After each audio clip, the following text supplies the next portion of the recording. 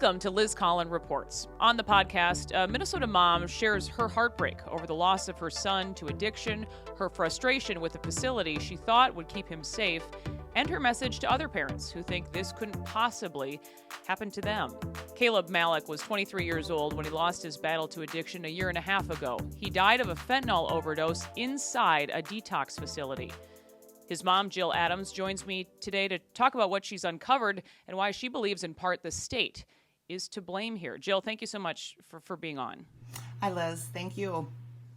I know you've been through so much these last few years, not only with your son's addiction and his death, but your battle for answers, which I think really deserves quite a bit of attention. But I do want to start there, paint the picture, who Caleb was, where he grew up. He was, I know, a standout athlete, a gifted athlete from the very beginning with a very bright future, Jill. Yeah, Caleb was born in Northfield, Minnesota in 1997. He came out weighing 9 pounds and 7 ounces, so he's always been my little big boy. So he was carrying a basketball around with him as soon as he started walking, started sports in kindergarten with wrestling and t-ball, of course, and just on up through his school-age years. And baseball was really his sport, and he was planning to go to a Division I college in high school. Correct. Yep, Indiana State University offered him a 4-year scholarship, yes.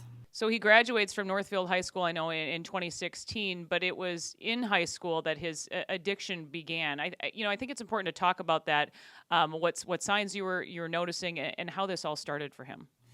Yeah, Caleb started when I know of it. He was pulled over by a police officer pulling out of Anytime Fitness without a seatbelt.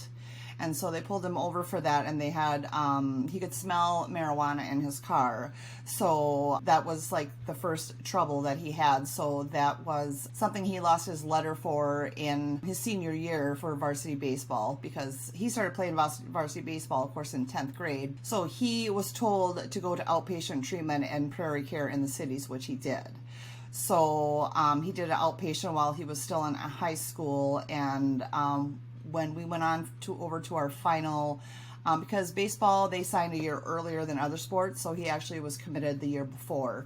So the final, and going into his senior year, of course, we went over to our final visit or whatever, and they just dropped the scholarship. I think they perhaps maybe knew what was talked about in Caleb's treatment center, me not knowing absolutely anything. But by senior year, he started Xanax. That was something that was a visible notice with him, change and stuff. And so And this was something he had a prescription for, and this was to treat anxiety. No, it was something he was treating himself for anxiety. Okay. But he was actually heavily scouted, Liz. We had the Kansas City Royals and the Cincinnati Reds come to his baseball game.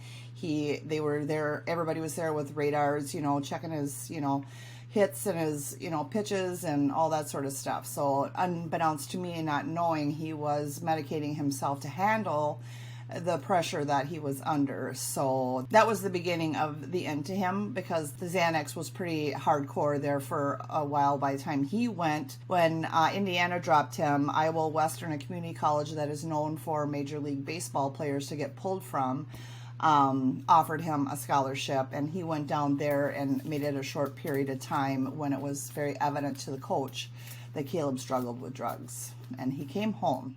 You know now that this is a more common path, I think, than parents realize, but starting with pain meds, with opioids leading to meth, to heroin, and fentanyl, sadly, but it is kind of a typical path.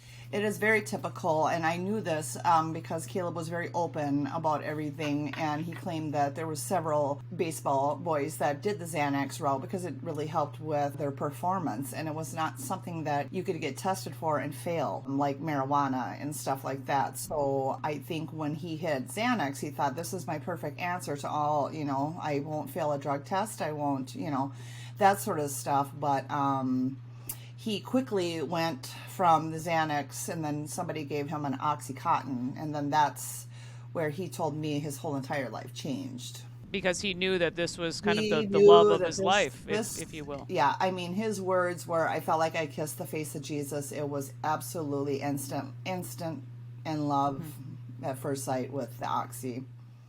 So, Jill, this is what you're up against, and I know you've said before he's in and out of treatment 6 times. 6 times. You really try everything in the years that follow. Yeah, I mean, it was less than 5 years from the time he graduated to the time he died, and so I'm counting the outpatient treatment as one of his attempts. He definitely knew that this was not the life he wanted to live, but when the Oxycontin entered, which quickly turned to heroin, in turn quickly turned to fentanyl, he would just tell me, I just don't see how I'm ever going to get out from underneath this addiction. It just is completely rules my brain. I have no dopamine. I can't supply myself with any enjoyment anymore because it's completely depleted in my brain. And so it's very violent for these people that struggle with opioids, with specifically fentanyl. Liz, the withdrawal is very violent. Very violent. And so I just tell everybody it's like watching the old movie The Exorcism, watching them for days to get themselves into a mental place where they even can begin treatment. So it's a very tough, I don't even think we can begin to fathom how tough of an addiction that these folks that suffer with this have. And just horrific, I'm sure, to witness as a parent. Absolutely. And, ultimately, he ends up then, Jill, at this Zumbro Valley Health Center in Rochester. This is in September of 2021. He's only there, I understand, for a total of 9 hours. Just explain in that time what happened to him. He had just finished his 6th treatment, and then he went to a sober living facility in Rochester. And it was within the next day that the staff there had suspected the boys, not just Caleb, were kind of acting a little bit strange. They found an unused syringe and some stuff, so they actually drug tested a group of guys, and Caleb tested positive for fentanyl and Percocet and THC, they said. So they offered him a ride to the detox center, and that's what they did. So they drove to the detox center, and he walked in the door at 3:30 in the morning and was carried out in a body bag at 11. And what happened in that time has been my fight. Yeah, talk about that fight, because you've waited so long for answers, and you're making these calls to state agencies, to the governor's office right away. This is a place you thought he'd be safe. It's a place that I believe all the mothers and the fathers and the siblings believe that, when they're in jail, they can still die from withdrawal. It is literally the only place that you believe in your heart you can get a good night's sleep and leave. You don't have to have your phone next to your bed because you know that they're safe. Because it's a safe and secure environment with medical staff trained. It's a detox center, so they're trained in medical emergencies. One would think that would be surrounded with addiction and alcoholism. So it saddens me to even have to tell people that there is no safe place for our loved ones anymore, because they can't even be safe in a medical facility when they're trying to better themselves. So I was confused with the policy is for DHS is they're to be to a facility within 24 hours of a critical event, and they're to have a report of that said event within 30 days. And it took me over a year to finally get them to do an investigation. They began their investigation December of 2021, which was a year and 2 months after Caleb had passed. And in that time, I called on a weekly basis anybody that would listen to me. I called DHS, I called the Ombudsman, I called the General of Office Inspection, right up to Governor Walz. It was a weekly thing I would do. I wanted answers. Why haven't they been there? I couldn't personally get my hands on medical records because I wasn't the trustee of my son, because you don't expect to have to be at 23 years old. So it was a very long, drawn-out court thing that we just got approval to actually view the video surveillance ourselves after a year and a half. But we've been waiting for now a month just for the judge that has said we could view it to sign the order so we can view it. But March 1st came the long-awaited DHS report, and in the report was the details of what they viewed on the video surveillance. So, and talk about that, Jill. I mean, your son was basically alone for hours It's really quite eye-opening what took Yeah, place. it's quite eye-opening that a medical facility, because in the meantime, at 3:30 in the morning until 10:42 the next morning, we have had a shift change. So there was not just a single staff; it was multiple staffs on two different shifts. As a matter of fact, that checked on him. Not one time, Liz. The video surveillance showed that it was not once that they were checking 15-minute intervals that he was being checked on, and he was in the day room and he was walking and he was doing all these things when it was, the video surveillance showed otherwise. And he had a roommate.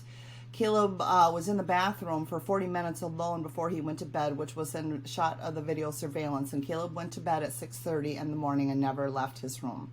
His roommate came out of the room at 7:25 and complained to staff that Caleb was snoring so loudly that he could not sleep. So they put him on a couch in the hallway with a pillow and a blanket, and he said the snoring was so loud, even out into the hallway, that he asked to be put in a completely separate room. So he was in respiratory distress, and they miss the obvious signs and symptoms of that. So there was a few hours that he snored extremely loud, that people in the facility complained of it, and they got up and went over and shut his door without going. And this investigation also reveals that they lied on their charts. That was quite telling as Yeah, well. they charted every 15 minutes that they were checking on him until 7 a.m. They, for some reason, switched him to every hour without medical reason why. That because typically they're 15-minute checks for 24 hours, but for some reason Caleb was checked to hourly checks when in our reality he wasn't checked at all. But they checked the 15-minute boxes up until 8 in the morning, and then it was hourly. They told the police department that they walked in there at 9:30 in the morning. He was still breathing, and he got a phone call at 10:15, and they still didn't go into his room. They had another client go wake Caleb up to tell him he had a telephone call, and that's when he was found dead. I'll get back to a bit more in the investigation in a minute, but I wanted to bring up these statistics because it's amazing to me how this is so overlooked and ignored by many in the media. But in Minnesota alone, opioid-involved overdose deaths spiked nearly 50% from 2020 to 2021 to nearly 1,000 lives lost to this, and deaths more than doubled since 2019 alone, and there were 1,286 overdose deaths related to fentanyl in 2021. So these numbers, of course, are all correlate. It's no secret to the pandemic. And you yourself said the government was basically paying for Caleb's addiction with stimulus money. Yeah, when Caleb's last year of life, he basically, maybe even the year and a half, he had unemployment. He drew unemployment for a year and a half, and in that time, I believe there was 3 different stimulus packages that he received. It was just an endless amount of money to support his habit. And I know that is a big complaint with a lot of mothers that had children or adults that struggled. This was a big problem. This was feeding many addictions for a long time. I mean, for a long time, year and a half, Caleb drew unemployment.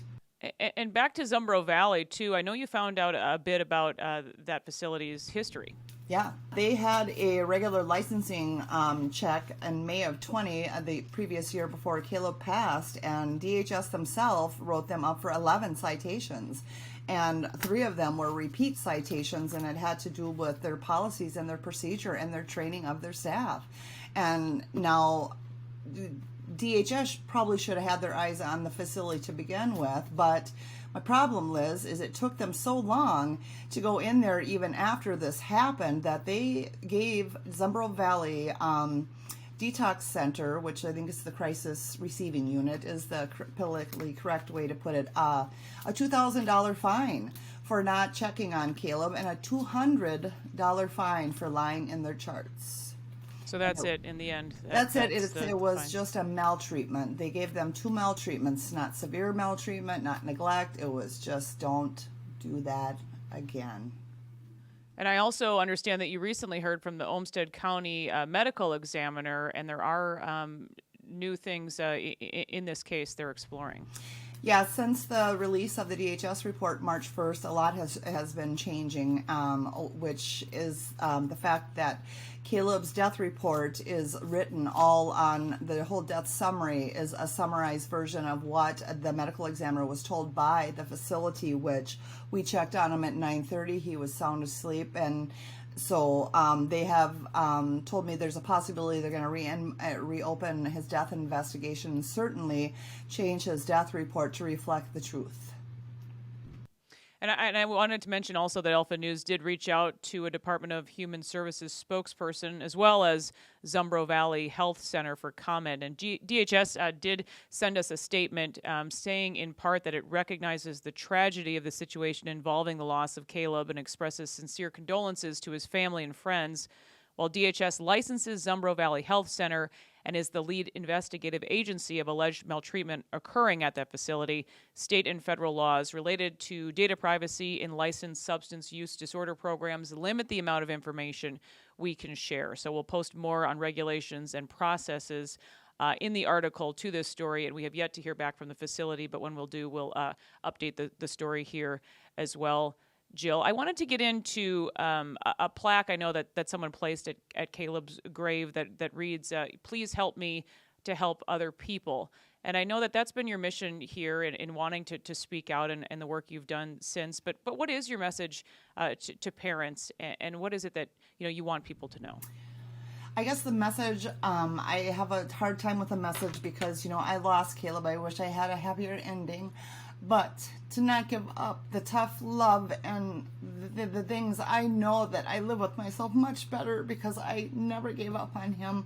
And the risk of losing our loved ones is such a high risk. And so I guess I feel blessed in the sense that I know that I went to bat for him unending. And so that is something that I feel that has kept the little sanity I have together.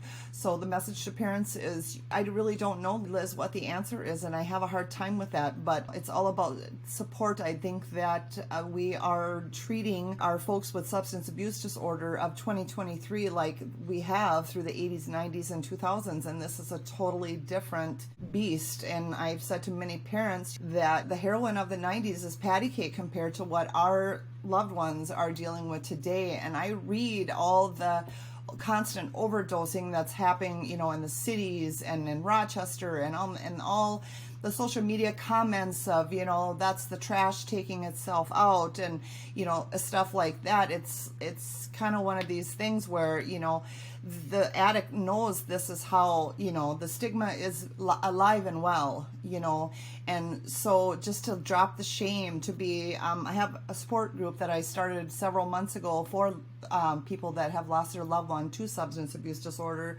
And we're having it's just a shameful thing for people to talk about. They feel it's a bad parenting issue. They feel like it's a moral issue. They feel like, and I just try to tell it is beyond our grasp of what actually is chemically going on in the brains of these people now with the drugs that are on the market today. So I think the letting them hit rock bottom and all them old things that they used to tell you to do does not pertain to our loved ones today. So I'd never give up, never lose hope.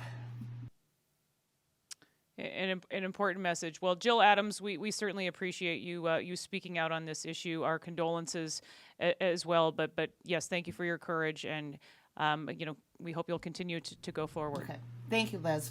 Thank you very much for the interview. Thank you, Jill. Yes. And that will do it for this episode of Liz Collin Reports. We'll see you next time.